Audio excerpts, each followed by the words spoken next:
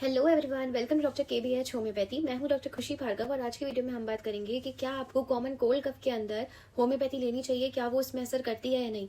आपकी इस वीडियो को देखने के बाद सारी कंफ्यूजन क्लियर हो जाएगी, तो वीडियो को एंड तक देखना और चैनल को सब्सक्राइब नहीं किया है तो वो कर लेना। देखो, सबसे पहली चीज, कॉमन कोल्ड एंड कफ होता क्या है। देखो, उसके अंदर रनी नोज और बार बार जुकाम होना, थोड़ी सी खांसी, माइल्ड फीवर, थोड़ा सा थकान होना, ये सब चीजों को हम कॉमन कोल्ड एंड कफ कह देते हैं। अब ये जो नॉर्मली इसकी ड्यूरेशन रहती है ना, वो 4 से 7 दिन तक रहती है। अगर आप दवाई लोगे तब भी, अगर आप दवाई नहीं लोगे तब भी ये 4 से 7 दिन इसको लगेंगे ठीक होने में। इतना टाइम वो खुद से सेटल होने में लेगा ही लेगा। देखो, अब जो हमारी होम्योपैथी है वो एग्जैक्टली इस पे काम कहाँ करती है कि वो अगर आपको कॉमन कोल्ड एंड कफ बार बार हो रहा है, तो अगर किसी एलर्जी से हो रहा है, जैसे कि आपको डेली हो रहा है बट धूल मिट्टी से हो रहा है, या फिर कोई सी भी एलर्जी से हो रहा है, ठीक है, या फिर आपकी बॉडी इम्यूनिटी वीक है, उसकी वजह से आपको बार बार कुछ ना कुछ होता रहता है, बार बार जुकाम रहता है, रोज सुबह उठते हो जुकाम रहता है, ऐसी वाली। और अगर बहुत लंबे समय से चल रहा है, जैसे कि खांसी बहुत लंबे समय से चल रही है, 6 महीने से वो ठीक नहीं हो पा रही है, सारी दवाइयां ले ली है, इस अगर आपको इन सब में भी कुछ है, तो देखो होम्योपैथी जो है वो यहाँ पर शाइन करती है। वो यहाँ पर अगर आप लोगे तो बहुत ज्यादा बेनिफिशियल रहेगी आपके लिए। पर मेन बात आती है कि इसमें जो होम्योपैथी है वो काम कैसे करती है। तो देखो, वो जो है आपकी बॉडी की इम्यून सिस्टम को एक्टिवेट करती है, उसको इम्प्रूव करती है, बिल्कुल रूट कॉज से आपकी जो बीमारी है उस पर वो असर करती है, उस वहां तक जाती है। तो इसलिए होम्योपैथी जो है इन सारी एलर्जीज के लिए, लॉन्ग लास्टिंग के लिए बहुत ज्यादा हेल्पफुल रहती है। क्योंकि आप देख लो, अगर लॉन्ग लास्टिंग है, 6 महीने से है, तो आपने भी बहुत एलोपैथिक दवाइयां खाई होंगी और आपको आराम नहीं मिला, तो एक बार आप होम्योपैथी लेके। एक चीज बताऊं कि जो बेबीज में ना होम्योपैथी अगर हम बेबी को देते हैं तो वो बहुत फास्ट एक्ट करती है छोटे बच्चों में, और बेबीज में बहुत जल्दी असर होता है होम्योपैथी दवाई का।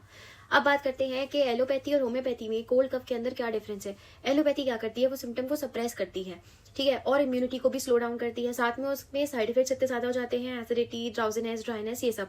होम्योपैथी जो है वो इम्यूनिटी को बूस्ट करती है, सिम्टम को सप्रेस नहीं करती, वो उसकी रूट कॉज को तक जाती है, उसको ठीक करती है, सप्रेस बिल्कुल नहीं करती। जो चीज अंदर है, अगर जुकाम हो रहा है तो वो जो भी है उसको पूरा बाहर निकालती है। एलोपैथी उसको तुरंत वहां स्टॉप कर देती है, रोक देती है, इसलिए जो है वो जल्दी तो ठीक हो जाते हैं बट उसकी रूट कॉज ठीक नहीं होती। होम्योपैथी 1-2 दिन एक्स्ट्रा ले लेगी बट उसकी वो चीज ठीक करेगी आपको, और आपकी इम्यूनिटी अच्छी रहेगी, कोई साइड इफेक्ट नहीं होता, बॉडी को जो है इन्फेक्शन से फाइट करने में और हेल्प करती है। और मेन बात, हर एक बच्चे से लेकर बूढ़े लोगों तक हर जगह वो होम्योपैथी जो है सूटेबल है और बिल्कुल बिना साइड इफेक्ट के काम करती है। अब बात करते हैं कुछ बहुत कॉमन होम्योपैथिक दवाइयों की जो यूज होती हैं और बहुत इफेक्टिव होती हैं। तो सबसे पहली है एकोनाइट। अगर आपको बहुत ज्यादा सडन कोल्ड का एक्सपोजर रहा हो और उसके बाद आपको हाई फीवर हो, रेस्टलेसनेस हो, तो हम इसको देते हैं।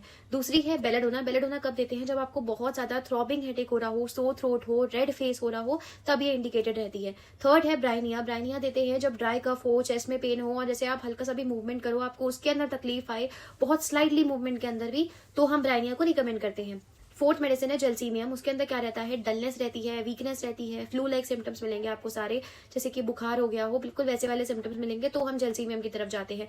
नेक्स्ट मेडिसिन है आर्सेनिक एल्बम। वो कब देते हैं, जब थिन वाटरी डिस्चार्ज हो, बर्निंग थ्रोट हो, एंजाइटी हो, वीकनेस हो, ठीक है। इसके बाद आती है हिपारसल्फ। हिपारसल्फ कब दी जाती है, जब सीवियर थ्रोट पेन हो, शार्प पेन हो, सेंसिटिवनेस हो कोल्ड एयर में, तब देते हैं।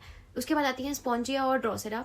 इनमें क्या होता है, बहुत सीवियर ड्राई बार्किंग कफ होता है, dry whooping cough like symptoms होते हैं। तो नेक्स्ट आती है एंटीमोनियम टार्ट। वो कब देते हैं, जब बहुत ज्यादा हमें लग रहा हो कि कफ जो है अंदर बहुत ज्यादा इकट्ठा हो गया है, आपको बहुत ज्यादा ऐसे आवाज आ रही हो पूरे रूम में कफ की, बहुत ज्यादा वो फील हो जाती है, वो तब देते हैं हम एंटीमोनियम टार्ट। बस एक चीज है, मैंने आपको सारी मेडिसिन बताई तो है, बट ये जो मेडिसिन है ये खुद लेने वाली नहीं होती है। इसकी डोज क्या देनी है, पोटेंसी क्या देनी है, वो एक डॉक्टर ही बता सकता है।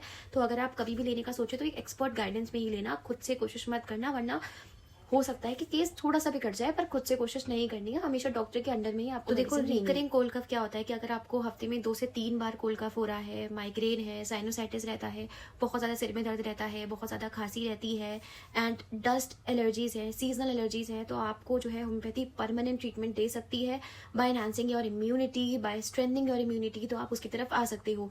मुझे लगता है कि आपको इस वीडियो से पता चला होगा कि होम्योपैथी क्यों इतनी ज्यादा सेफ है, फास्टली रिलीव करती है कोल्ड कफ के अंदर।